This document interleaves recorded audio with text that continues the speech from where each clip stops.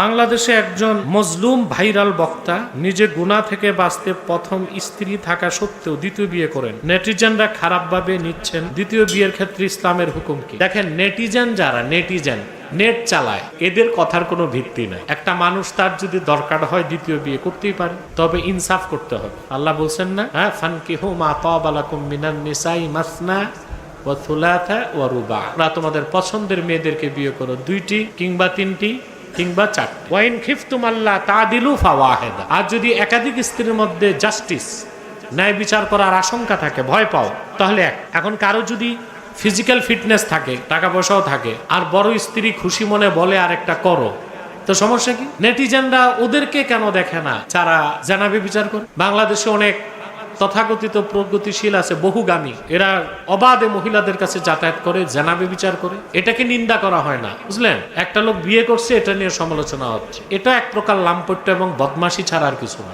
করছে ভালো কাজ করছে, তার স্ত্রীর যদি আপত্তি না থাকে তো তোমাদের সমস্যা।